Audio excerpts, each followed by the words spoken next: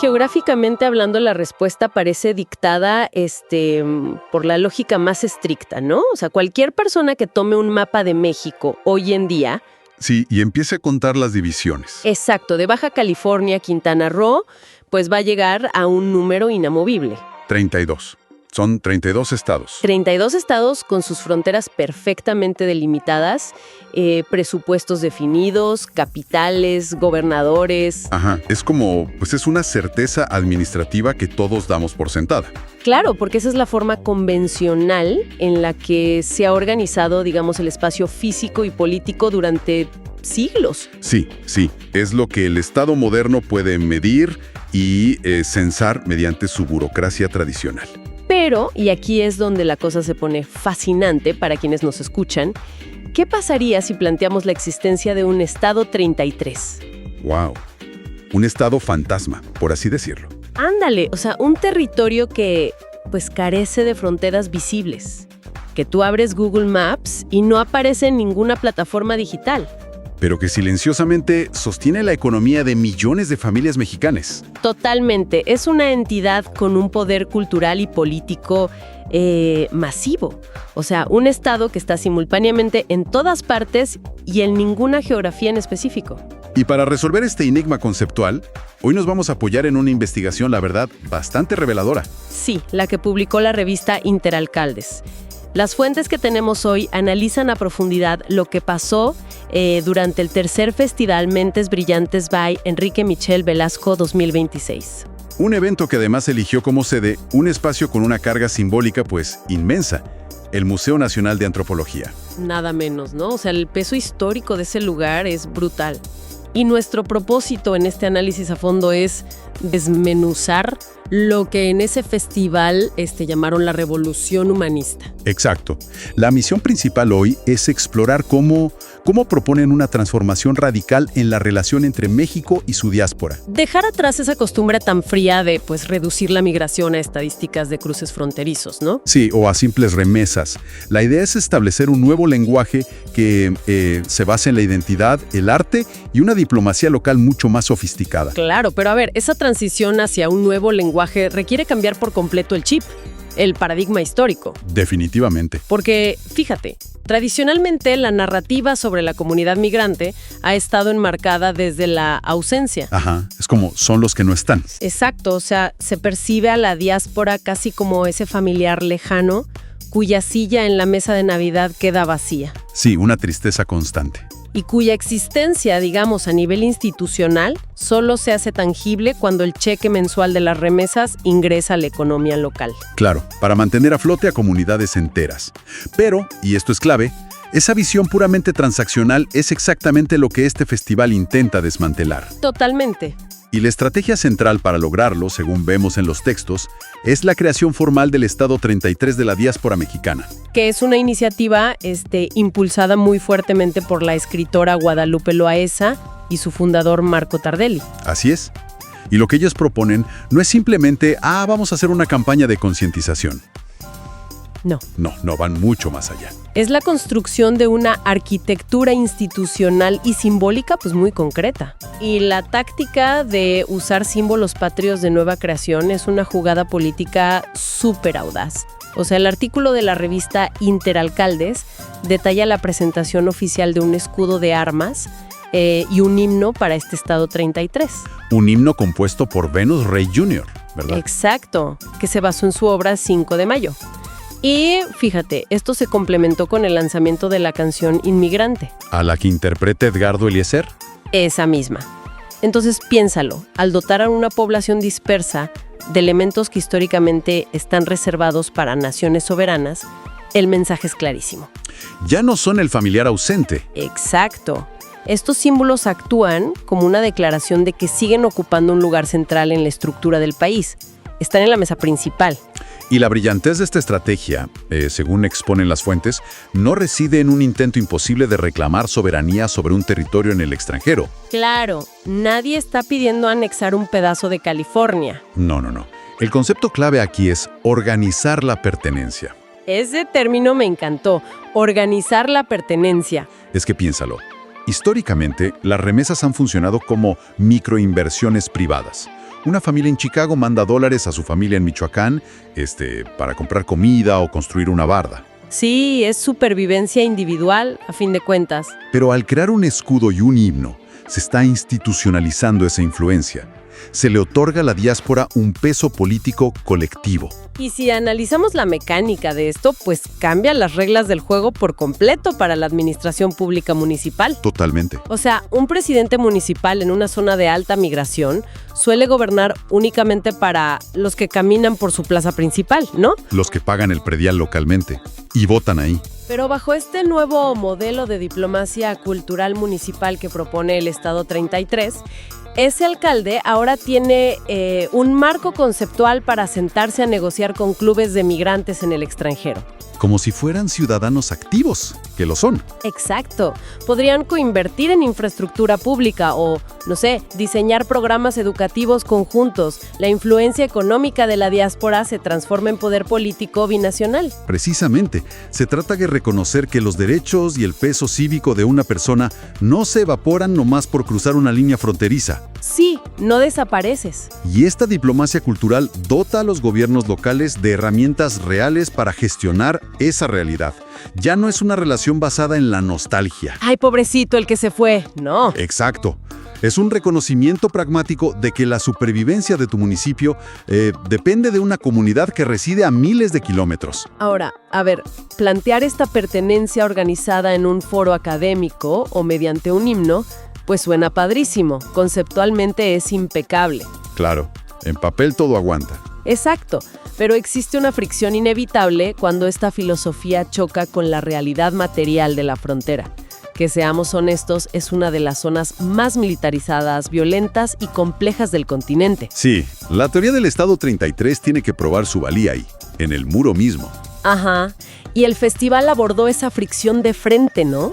Utilizando la frontera no como una barrera, sino pues como un lienzo para proyectos de impacto binacional. Y los documentos mencionan dos intervenciones muy específicas en este sentido. Sí, por un lado se organizó este desfile de modas entre Tijuana y San Diego, liderado por el diseñador Ricardo Secco, con una colección inspirada íntegramente en el Estado 33. ¡Qué locura hacer eso en la frontera!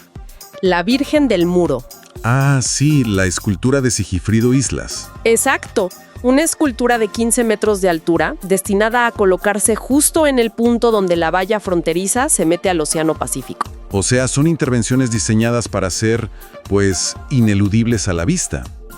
Tanto para los que patrullan desde el norte como para los que intentan cruzar desde el sur. Pero, a ver, yo aquí me pongo de abogada del diablo. Resulta difícil no cuestionar un poco la proporcionalidad de estas acciones. ¿En qué sentido? O sea, frente a una crisis humanitaria que involucra tráfico de personas, violaciones terribles a derechos fundamentales, economías colapsadas, proponer alta costura y esculturas monumentales. Puede sonar un poco frívolo, ¿no? Pues sí, podría interpretarse como una respuesta dolorosamente estética ante un problema que es crudo y mortal. Como que parece haber una desconexión entre la gravedad del síntoma y la ligereza de la cura. Entiendo tu punto, y esa es la primera lectura natural que surge al contrastar, digamos, el arte con una crisis humanitaria tan fuerte. Sí, es lo primero que piensas. Sin embargo, el concepto de prevención migrante, que fundamenta el artículo, altera por completo esta percepción. A ver, explícame eso, porque me dejó pensando. El objetivo de la escultura de 15 metros o del desfile de modas no es solucionar la logística migratoria, ni frenar el flujo de personas mediante el asombro estético. Claro, nadie va a dejar de cruzar porque vio una estatua muy bonita. Exacto. La función del arte en este contexto es generar un choque cultural. Actúa como un mecanismo de denuncia que busca forzar una conversación sistémica mucho más profunda. Y analizando la frase central del artículo, que me encantó, cito: ningún muro explica por sí solo la migración. La migración nace cuando un municipio deja de ofrecer futuro. Es una frase durísima. Sí, y con esa frase, la dinámica de estas obras cobra sentido. Si la escultura de 15 metros se levanta en la frontera, no está mirando hacia el norte para pedir compasión. No para nada. Funciona como un espejo gigantesco apuntando hacia el sur, directamente hacia los presidentes municipales de las ciudades de origen. Y ese es el núcleo de lo que llaman la prevención migrante. Es un cambio de paradigma profundo. Habitualmente, la política pública aborda la migración desde la pura contención. Más patrullas, más bardas. Sí, incrementar la vigilancia, construir barreras físicas, endurecer las leyes de asilo. Pero iluminar la frontera con arte monumental redirige la responsabilidad. Claro, exhibe públicamente que el problema no se origina en el punto de cruce, sino en la falta de arraigo, en la falta de empleo y de dignidad en las comunidades de origen. Expone el fracaso de los gobiernos locales en crear condiciones de vida viables. Es una forma de diagnosticar la enfermedad en lugar de solo, darle una pastilla al síntoma. Exactamente. Si la crisis se origina porque el municipio dejó de ofrecer futuro, entonces el alcalde ya no puede lavarse las manos y echarle la culpa a la patrulla fronteriza o a las políticas del país vecino. Se convierte en un problema de desarrollo económico y tejido social interno. Y eso explica por qué este problema no lo pueden resolver únicamente economistas o expertos en seguridad pública. Si el tejido social está roto, pues necesitas un ecosistema completamente distinto para repararlo, ¿no? Lo cual nos da el contexto perfecto para entender la inusual curaduría de los participantes en este festival. Uy, sí, la lista de invitados es una locura. Porque si la solución requiere reconstruir el tejido social desde múltiples frentes, pues el panel de discusión no podía limitarse a las voces institucionales de siempre. Para nada. Las fuentes muestran un crisol de perfiles verdaderamente ecléctico. O sea, por un lado es comprensible ver a figuras como Larry Rubin, el presidente de la American Society of México. Claro, abordando la diplomacia bilateral. Sí, o a Diego Prieto Hernández, exdirector del Instituto Nacional de Antropología e Historia, pues dando todo el contexto histórico de las migraciones en nuestro país. Ellos representan la estructura formal. Y está bien, se necesita.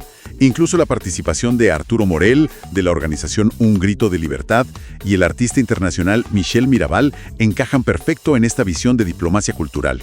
Sí, garantizan que el debate tenga un ancla institucional muy sólida. Pero donde verdaderamente se manifiesta esta revolución humanista es en los invitados que desafían por completo la ortodoxia de las políticas públicas. Los perfiles que a primera vista dices, ¿y estos qué hacen aquí? Exacto. Por ejemplo, el artículo destaca mucho la participación de la productora de televisión Carla Estrada. Que tiene todo el sentido estratégico si lo piensas. Porque, los medios de comunicación masiva y las telenovelas han moldeado durante décadas la percepción cultural que tenemos del migrante. Y muchas veces, reduciéndolos a los puros estereotipos. Sí, cambiar la narrativa pública requiere la experiencia de quienes construyen esas historias todos los días. Pero luego el documento menciona a perfiles todavía más inesperados, como Liliana Sánchez, que implementa el yoga deportivo como herramienta contra el bullying. Ajá. O el actor Valentino Lanús en su faceta de activista. Y el teólogo José de Jesús Aguilar Valdés. O sea, a simple vista uno diría que estas disciplinas son súper ajenas a la macroeconomía de la migración. Parecen ajenas solo si seguimos definiendo la migración exclusivamente como un fenómeno de pesos y centavos. Claro. Si aceptamos que la migración forzada implica una ruptura emocional profunda de la comunidad, la integración de estas disciplinas revela, su utilidad funcional real. Totalmente. Por ejemplo, el enfoque de Liliana Sánchez con el yoga deportivo en edades tempranas es una intervención directa para construir resiliencia emocional y cohesión en las escuelas locales. Es que un entorno escolar libre de violencia es el paso número 1 para generar arraigo en las nuevas generaciones. Si los niños no se sienten seguros en su escuela, van a querer huir de su municipio en cuanto puedan. Exacto. Y siguiendo esa misma lógica, la participación de un teólogo como José de Jesús Aguilar Valdés aborda una dimensión que, las estadísticas del gobierno jamás van a poder medir. El duelo espiritual. Sí, la fractura emocional de familias enteras que quedan divididas por miles de kilómetros. Mientras la Cancillería se la pasa negociando los derechos laborales allá, alguien tiene que atender la recomposición del tejido moral y humano en la comunidad que se queda acá atrás.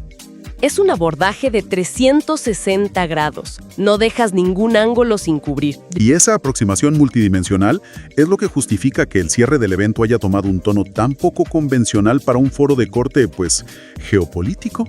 Uy, el cierre. La culminación del festival involucró a la Universidad Santander investiendo al empresario Michel Demit como embajador de la revolución humanista. Así es. Y lo que siguió a esa investidura es quizá el mejor ejemplo de este cambio de paradigma. Michel Domit lideró una meditación colectiva ahí mismo, fundamentada en su movimiento Renacer. En pleno foro. ¡En pleno foro! Y además, el artículo menciona que la organización FHC Internacional va a expandir esta metodología holística a través de retiros en los 5 continentes. O sea, no se queda solo en México. Introducir meditación y filantropía espiritual en una agenda sobre política migratoria y diplomacia es una provocación intelectual inmensa. Gigante. Especialmente frente al modelo burocrático tradicional que suele estar dominado exclusivamente por temas de seguridad pública y ver si el PIB subió o bajó un punto. Es una declaración abierta de que las herramientas del pasado ya llegaron a su límite. Intentar resolver una crisis de humanidad únicamente con hojas de cálculo, presupuestos austeros y patrullas ha demostrado ser absolutamente insuficiente. Sí, no funciona. La revolución humanista argumenta que se necesita movilizar la empatía, el pensamiento crítico y el bienestar interior como motores reales de la política pública. Y realizar todo esto dentro del Museo Nacional de Antropología refuerza la idea de que la migración no es solo un accidente estadístico, no. Es un capítulo vivo y fundamental de nuestra identidad antropológica moderna. Claro, legitimar la migración como un elemento constitutivo de la cultura y no solo como un daño colateral del sistema económico, exige replantear toda la estructura administrativa local. Si el Estado 33 es verdaderamente una extensión económica, política y cultural del país, surge una interrogante supercrítica sobre la capacidad operativa de las instituciones actuales. Y esa es la gran reflexión que emerge de estas fuentes para quienes nos escuchan hoy. ¿Existe realmente la preparación técnica y conceptual en los gobiernos municipales para asumir una gobernanza binacional? Esa es la pregunta del millón. Porque el desafío para las administraciones locales es monumental. Obliga a un alcalde a diseñar planes de desarrollo urbano, estrategias de inversión, políticas sociales contemplando simultáneamente las necesidades de los habitantes que caminan por sus calles y las demandas de los ciudadanos que sostienen la economía desde Chicago, Los Ángeles o Toronto. Es un salto evolutivo. Implica dejar de administrar el municipio mirando nada más hasta los límites geográficos de su territorio para empezar a gobernar reconociendo que, los derechos y las obligaciones de sus habitantes trascienden cualquier muro o frontera. El Estado 33 plantea que la identidad y la pertenencia son fuerzas mucho más resilientes que la geografía misma. Y la complejidad de este fenómeno invita a un análisis continuo, por lo que este es un excelente momento para que la audiencia comparta sus propias perspectivas sobre estos conceptos. Queremos saber sus comentarios y que nos escriban. Sí, será interesantísimo leer qué opinan de todo esto. Totalmente.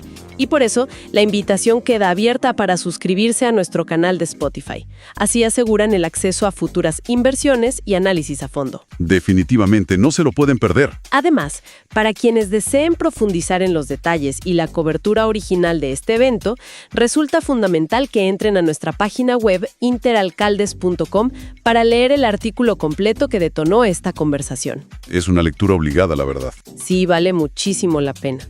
Y finalmente, les pedimos que nos sigan en nuestras redes sociales, en Facebook, X y LinkedIn, y nos encuentren como Revista Interalcaldes. Se agradece profundamente el tiempo y la atención que nos brindaron en este programa.